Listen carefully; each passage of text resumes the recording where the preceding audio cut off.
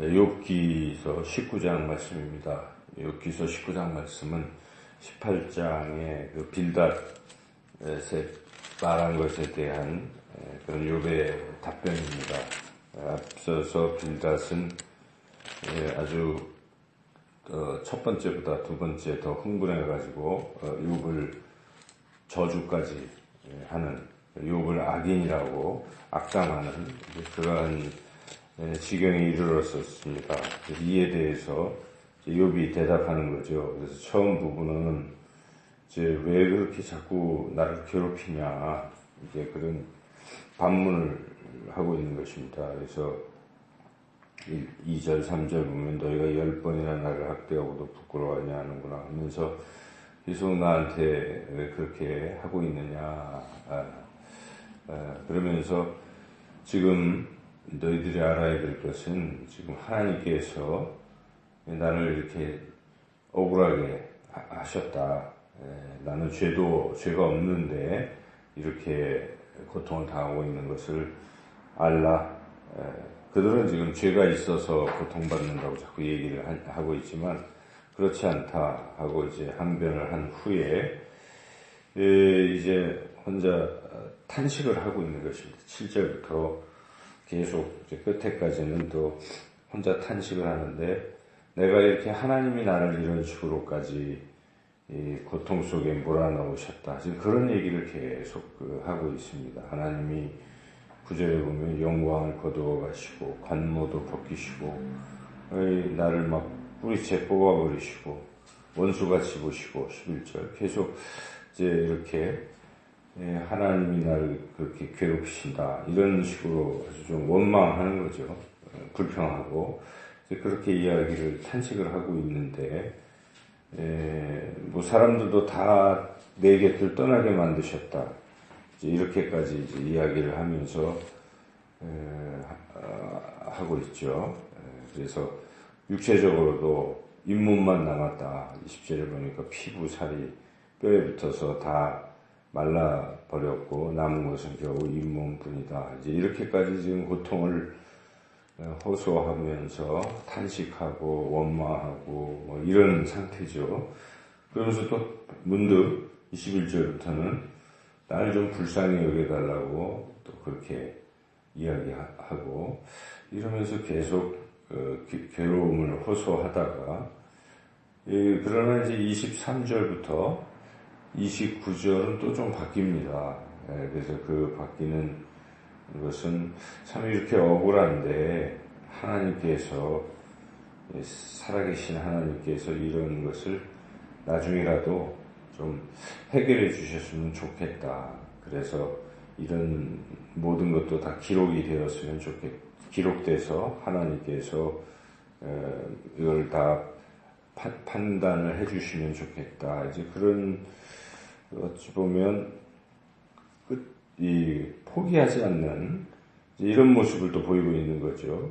그러면서 희망을 또 다시 갖는 것입니다. 탄식하면서도 여전히 하나님에 대한 어떤 희망, 하나님이 이제 이런 것을 그래도 다시 한번 판결해 주실 것이다 하는 기대감을 가지고 마지막을 이제 마무리하고 있는데, 특별히 주목할 만한 말씀은 여기에 이제 26절인데요.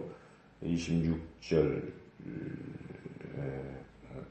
16절, 27절 같이 한번 읽어보겠습니다.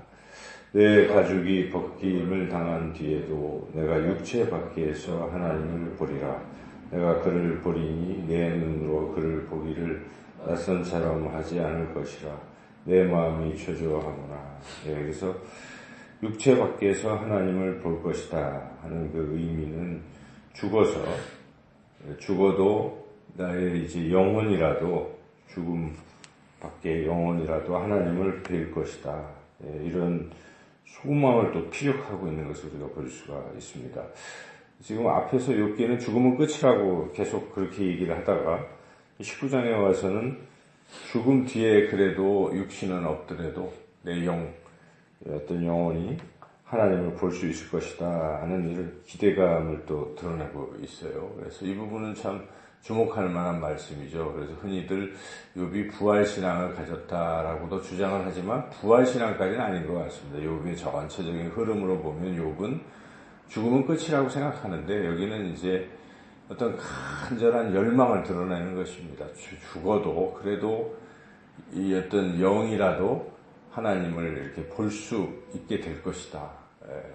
이거 이대로 끝나면 안 되겠다. 이제 이런 어떤 끝까지 이제 하는 그런 것을 표현하고 있는 것이죠. 그래서 우리가 이 욥을 관찰을 해보면 욥은 그래도 이게 진보를 하고 있다는 걸 우리가 알 수가 있습니다. 앞에서 물론 여기도 또 다시 체념하기도 하지만 그래도 이 얼핏 희망을 피력하고 그리고 무엇보다도 하나님을 놓지는 않는 거죠. 붙들고 있는. 그래서 좀 진보가 되면서 또 하나님 여전히 붙들고 있는 이러한 모습. 그러나 이 반면에 다른 세 친구들은 똑같은 거죠. 똑같고 자기 생각들을 바꾸지를 않고 계속 이제 너 죄를 져서 벌을 받는다. 이 생각에만 고착이 돼 있으니까 욥이 얘기하면 더 화만 내고 더 가혹하게 이야기하는 그런 사람들이지만 그래도 욥은 지금